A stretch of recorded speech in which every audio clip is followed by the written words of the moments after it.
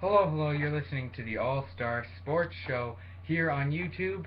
We are a new show. We'll be talking about NHL, MLB, a bunch of different stuff. But today we're going to get to NHL playoff topics, and we're going to go through all the series with you. And then at the end of the day, we're going to have a segment called Question Time. Ethan, you want to... And this, by the way, is my partner, Ethan Smythe. I'm being Merrick DeCash. Tell us a little bit about Question Time later in the day. Well, now we don't really have any fans, so we won't have any fan-submitted questions for now, but we'll answer some questions about what we talk about for NHL, NBA, MLB, whatever, common questions. And yeah, just what he said. Now we're going to go on and analyze each NHL playoff matchup head to toe. First, we're going to start off with the Minnesota Wild and Chicago Blackhawks. Season series being the Hawks 2-1. Ethan, give us a little bit of insight into that series. Well, when you start off with the goaltending, Corey Crawford had quite a great season this year, something a lot of people didn't really expect coming out of Chicago. Minnesota, probably the biggest off-season spenders with Zach Parise and Ryan Suter both playing an integral part in their playoff run, but as we know, depth is on Chicago's side, and so is defense.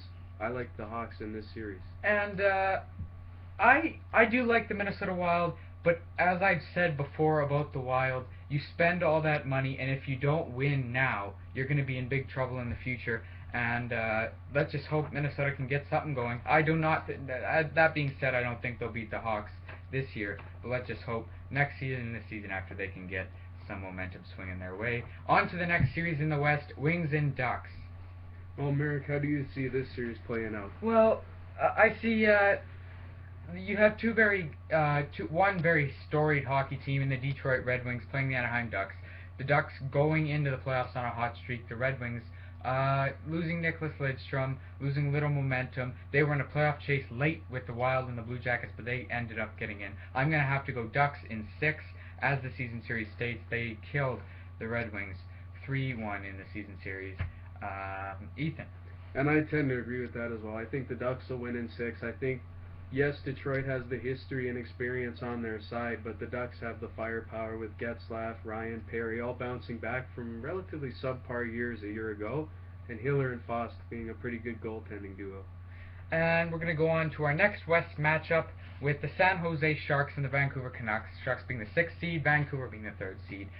Sharks took all of the season series matchups. Ethan, how do you think that series will play out? I think it'll be a good series for San Jose. Obviously, when they added Raffi Torres, you know they were getting grit that Vancouver had on their way to the Cup Finals in 2011.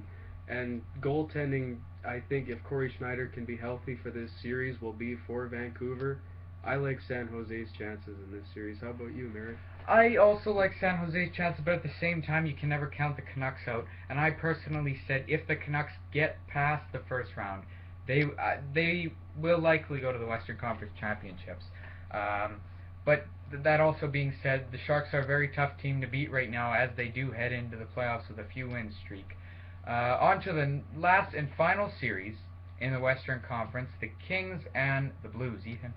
Well, I like the Kings in this series very much. I mean, Yaroslav Halak being injured, I don't know, maybe if he can come back in that series, it'll be a help to them, but last year he was there, it didn't really matter. This year in the season series, it didn't matter. Kings have won now 7 straight against the Blues. I think it's just too much to handle. Quick and Bernier were an incredible duo in net this year.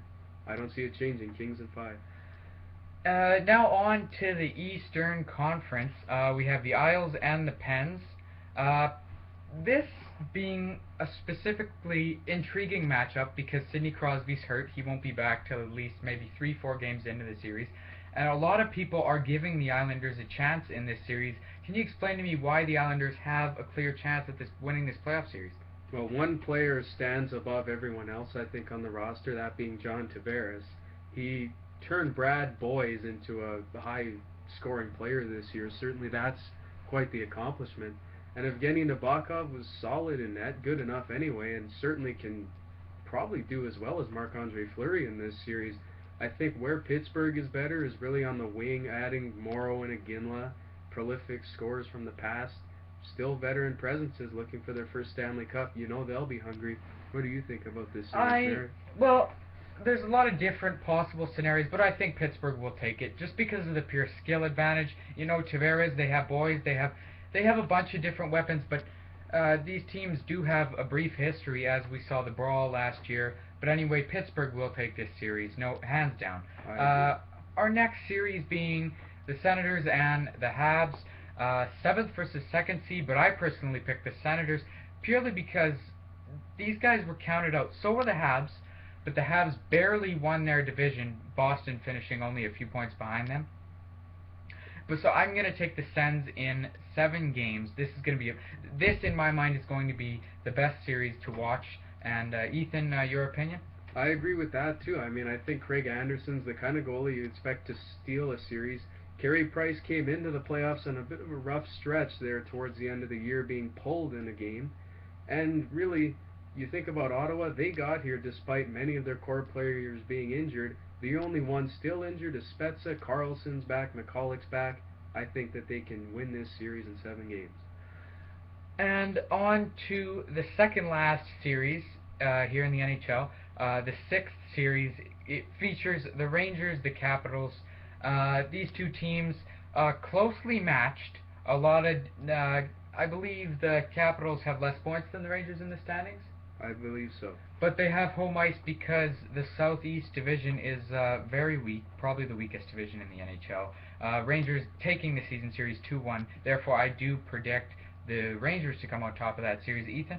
Well, I disagree with that one. I think that Alex Ovechkin came into this series in such a hot streak that although the Rangers may have the best goalie in the NHL, it'll be very hard to stop that firepower. You have guys like Mike Ribeiro and Nicholas Backstrom that will also add to the offense.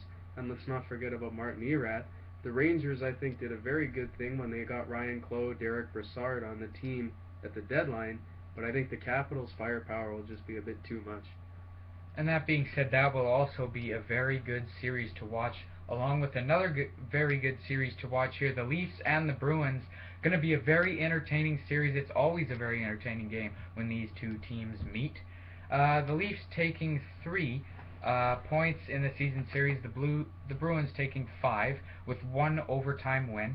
5th and 4th seed here, and I specifically think the Boston Bruins will take this series over the Toronto Maple Leafs because there's so much scrutiny in Toronto, and the pressure I think will get to them. And personally, I think the Bruins are a better hockey team overall. Ethan?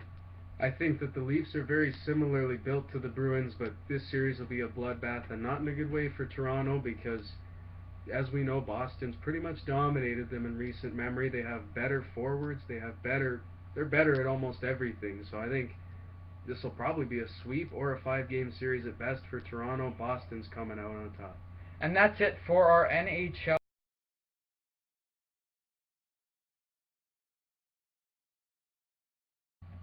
Alright, welcome back to the All-Star Sports Show. Today is April 29th, 2013, and now here's the segment called Question Time, where we'll have 2 questions each to ask each other about what we talk about on this show.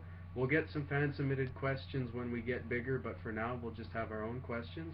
So I'll go first. Merrick, do you think that Nail Yakupov will be the recipient of the Calder Trophy this season? I really want him to be the recipient of the Calder Trophy, and here's why.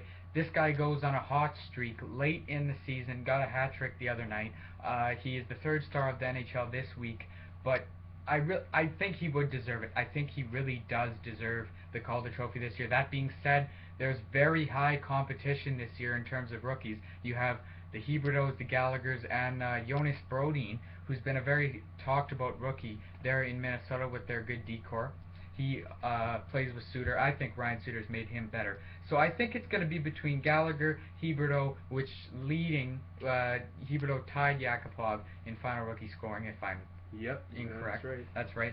Huberdeau, Yakupov, Brodin, and Gallagher. That's who it's going to be between in the Calder Trophy. But I am rooting for Nail Yakupov. I think if I had to pick, I'd go Brodin just because of what he's done for the Minnesota Wild defense. I think it's been a big surprise and a part of the reason they're in the playoffs.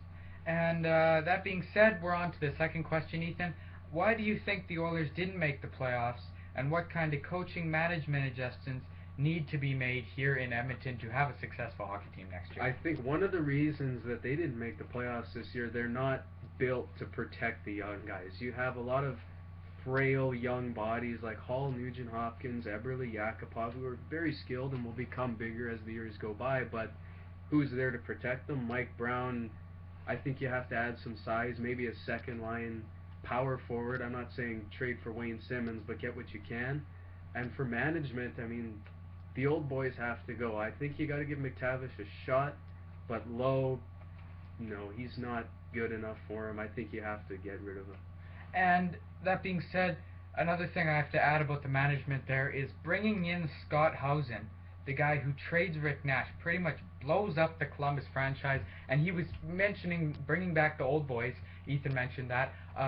Scott Housen was here before he took that job with the Blue Jackets, and I do agree with Ethan. They do need to get rid of those old guys, Yeah. Lowe included.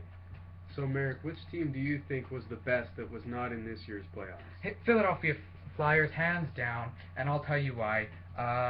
Claude Giroux, a very off-par season, and that's probably why the Flyers didn't make the playoffs. You have guys like Hartnell. He was hurt for half the season. Wayne Simmons still not contributing as much as you like a guy to contribute. Signed a contract, and the main reason I think the Flyers didn't make the playoffs is their goaltending. You cannot go by a season, a 48-game season, even an 82-game season, with a goalie that's going to be as inconsistent as Ilya Bryzgalov was. Also, Michael Leighton, and who they bring in there, Chris Mason? Well, Steve Mason was a big mistake. He has not done anything since his Calder Trophy winning year with Columbus, in which he had 10 shutouts. Great year, got into the playoffs, but since then, I don't know if it's mental or whatever, but he's really fallen off. And Ethan, the last question of the day: how do you think the conference realignment will affect fan interest, and will it help or hurt the NHL as a whole? Fan interest, I think you can generate some new rivalries. Certainly Winnipeg and Minnesota would be a good example. They're close in proximity to each other geographically, and for the NHL, it'll be better for teams that were hurt by travel, such as Winnipeg playing in the Southeast. That didn't make very much sense, having to fly to Tampa and Florida every week. I think it'll help them out. You'll be able to get more revenue from fans being interested in teams closer to home. I like it. And I agree with you on that one. I do love the new conference realignment. I don't think it will hurt fan interest whatsoever. I think it will help grow it, because if you're in a city like Edmonton, you'll get to see every single team in the NHL at least once. And personally, I love the new conference realignment. And that's it for the All-Star Sports Show. Any last words, Ethan? Well, about the conference realignment, my only concern, if the Phoenix Coyotes go east, someone will have to come in, and I know Detroit really wanted to go to the west, or go to the east, sorry. They might have to come back to the west if the Coyotes move to Quebec City. And thank you for your last thoughts. This has been the All-Star Sports Show. Merrick DeCash And Ethan Smythe are signing off for the day. Thank you, and tune in next week when the All-Star Sports Show broadcasts again.